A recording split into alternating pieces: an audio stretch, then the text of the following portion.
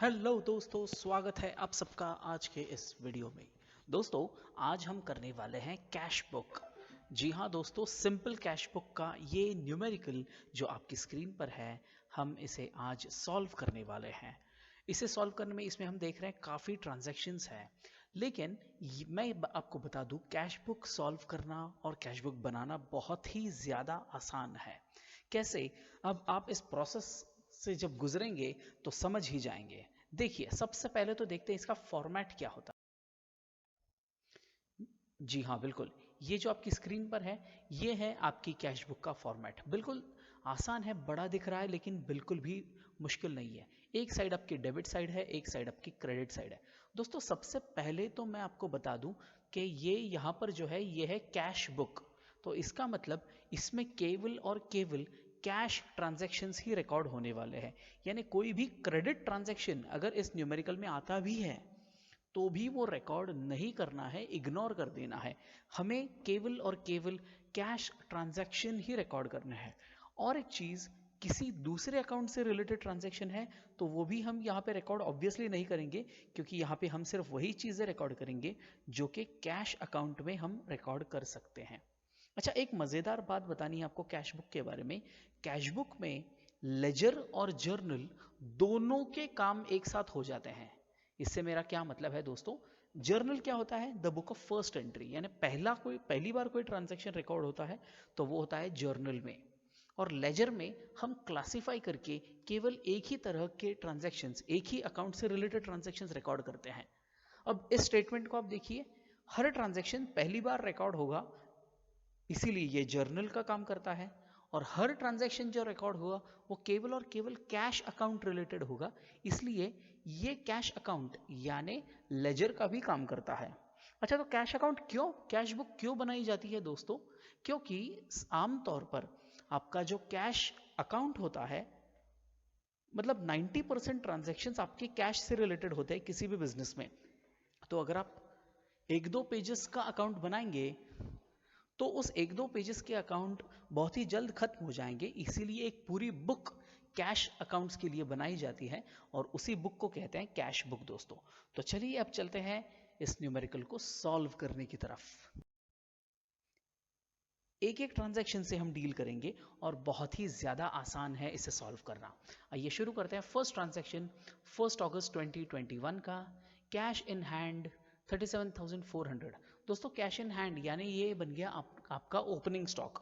Opening stock का मतलब है पिछले महीने यानी अगस्त से पहले के जुलाई महीने के जो डिटेल्स थे, जुलाई महीने में आपके पास कितनी कैश बची है।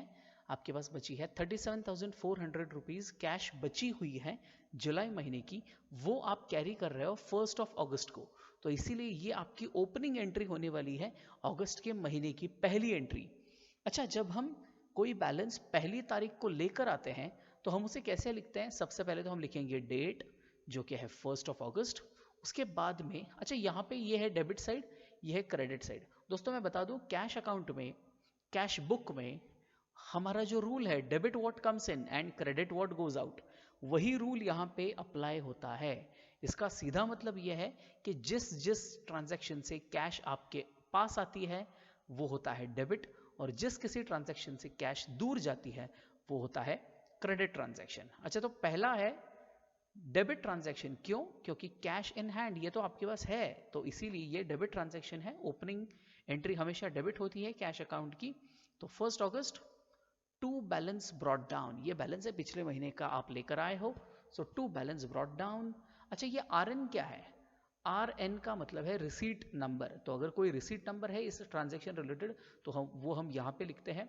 एल एफ यानी लेजर फोलियो, इसका कौन से लेजर से लिंकिंग है, उस लेजर फोलियो नंबर भी यहाँ पे आता है। तो R N and ledger folio, फिलहाल हम इन्हें ब्लैंक रखने वाले हैं। और यहाँ पे सीधा आ जाएगा आपका अमाउंट। बिल्कुल, 1 अगस्त टू बैलेंस ब्रॉट डाउन 34,700 हो गई आपकी पहली जर्नल एंट्री। बिल्कुल दोस्तों, पहला जर्नल या कैश बुक की एंट्री आपकी हो गई है। अब चलते हैं, एक एक एंट्री को समझ समझ के करेंगे, बहुत ही ज्यादा आसान है। कैसे? देखिए, 4 अगस्त की एंट्री है, कैश रिसीव्ड फ्रॉम साक्षी 25,000।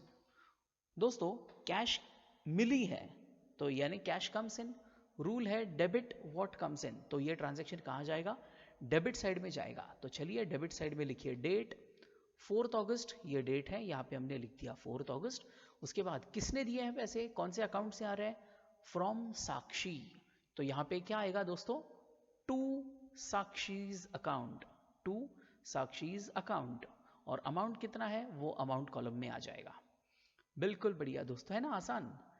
अगला ट्रांजैक्शन अगर हम देखते हैं तो वो है 5 अगस्त का, cash purchases 25,000 at 12% trade discount.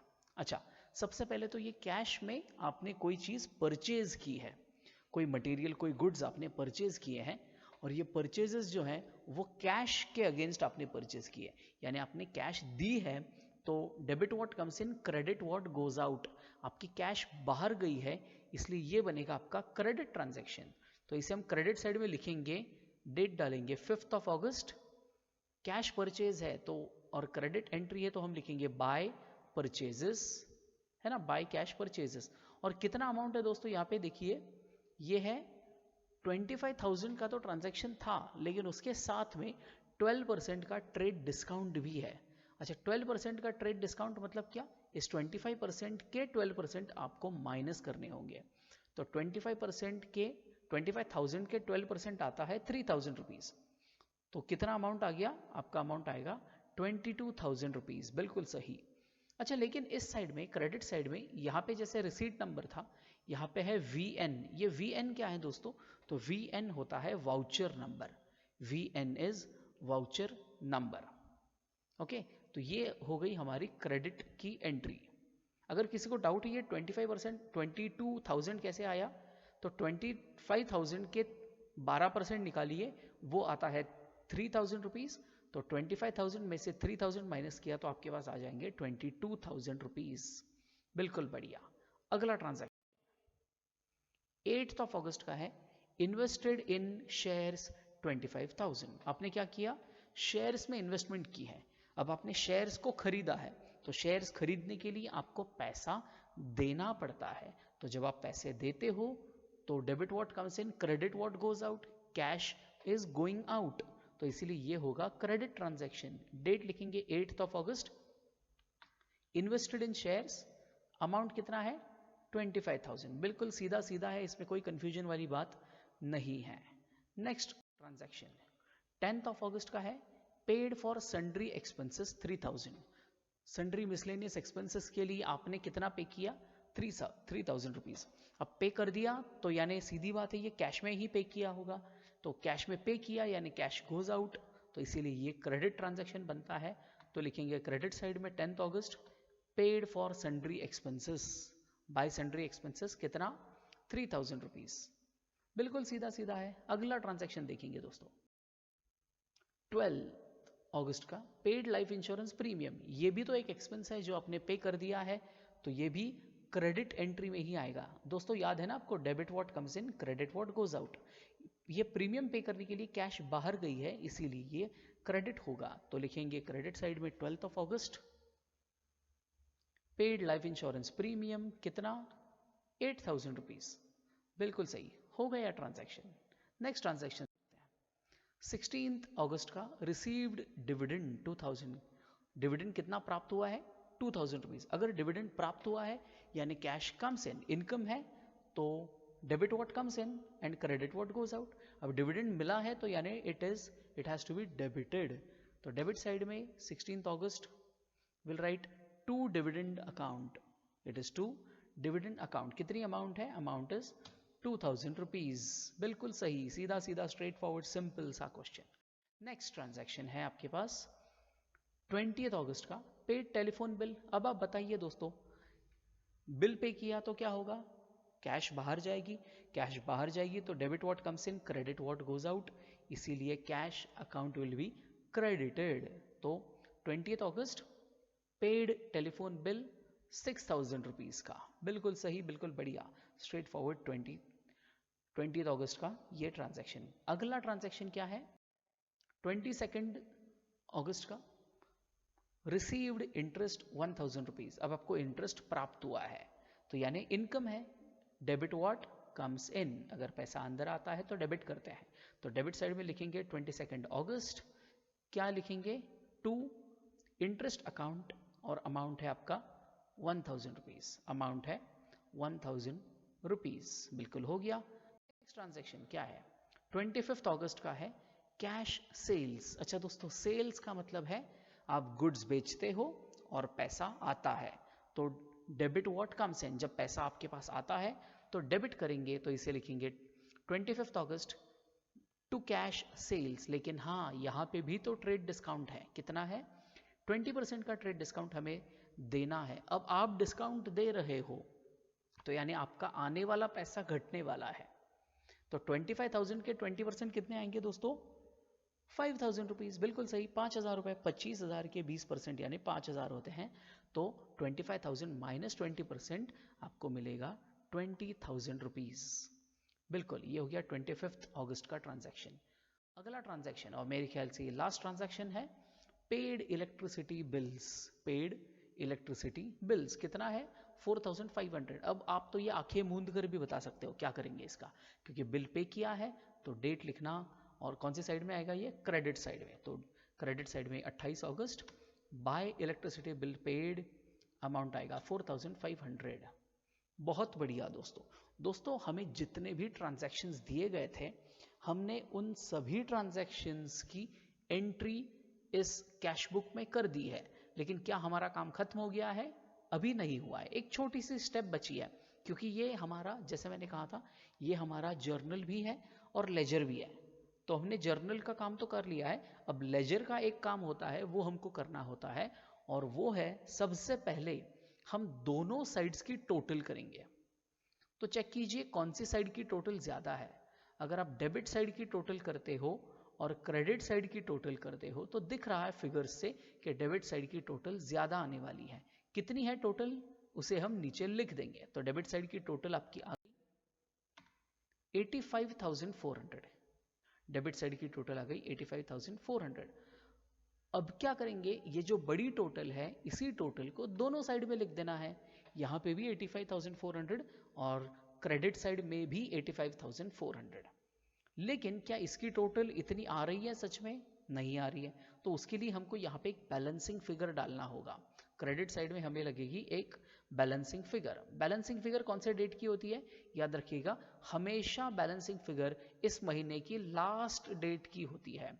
तो 28 अगस्त का हमारा लास्ट ट्रांजैक्शन है, लेकिन इस महीने की लास्ट डे कौन सी होती है, 31 अगस्त होती है। तो इसीलिए बैलेंसिंग फिगर हमेशा 30th या 31st की आ जाएगी। तो यहाँ पे लिखना बाय बैलेंस कैरीड डाउन, यहाँ पे आता है बाय बैलेंस कैरीड डाउन। कितना डिफरेंस है इस टोटल में और इसमें, तो वो है 16,900 रुपीज का डिफरेंस आ रहा है दोनों साइड्स की टोटल में। तो जो भी बड़ी टोटल है, हमने वही टोटल दोनों साइड्स में लिख दी थी, 85,400 और 85,400। अब इस क्रेडिट साइड की एक्चुअल टोटल और ये जो लिखी गई टोटल है, इनमें जो डिफरेंस आता है उसे हमने बैलेंसिंग फिगर के तौर पर यहाँ पे लिख दिया है। तो आपकी बैलेंसिंग फिगर आ गई है 16,900। अब जब ये आपकी बैलेंसिंग फिगर आ जाती है ना, तो क्या यहाँ पे आपका काम खत्म हो गया, अभी नहीं हुआ दोस्तों। ये तो आपकी क्रेडिट की बैलेंसिंग फिगर है, लेकिन एक्चुअल में देखा जाए तो कौन सी साइड बड़ी थी, यहाँ पे कौन सी साइड की टोटल ज्यादा थी, डेबिट साइड या क्रेडिट साइड की। इस फिगर से ही आपको पता चल रहा है कि एक्चुअल में तो डेबिट की फिगर ही ज्यादा थी। तो इसीलिए अगली बार अगले महीने में जाते समय, अगस्त से सितंबर को ओपन करते समय, आपकी कौन सी साइड में बैलेंसिंग फिगर आनी चाहिए, तो आपकी बैलेंसिंग फिगर आनी चाहिए डेबिट साइड में। आपकी बैलेंसिंग फिगर डेबिट साइड में आनी चाहिए, और इसीलिए हम डेबिट साइड में नए महीने की पहली एंट्री ओपन करते हैं विद द डेट 1 सितंबर। 1 सितंबर की डेट लिखेंगे और यहाँ पे लिखेंगे to balance brought down. To balance यहाँ से कैरी किया और वो यहाँ लाके रख दिया, तो टू बैलेंस ब्रॉट डाउन कितना है, 16,900। 16,900 दोस्तों, इस पूरे कैश बुक के बैलेंस निकालने के साथ ही आपका कैश बुक का ट्रांजैक्शन यहां पर कंप्लीट होता है। जी हां, बिल्कुल सिंपल सा ये कैश बुक बनाना है, लेकिन ये इसका पहला टाइप है। इसके आगे भी इसके अलग अलग टाइप के न्यूमेरिकल्स हम आगे की वीडियोस में करने वाले हैं, लेकिन इसके साथ में आपको और कौन से टॉपिक्स पर वीडियोस चाहिए वो आप मुझे नीचे कमेंट्स में लिखिएगा, और आपके कोई डाउट्स है, क्वेरीज है, तो वो भी आप कमेंट्स में पूछ सकते हो। अगर आपको ये वीडियो पसंद आता है तो लाइक कीजिए और अपने ज़्यादा से ज़्यादा दोस्तों के साथ इसे शेयर करना मत भूलना दोस्तों। थैंक यू, फिर मिलेंगे अगले वीडियो के साथ।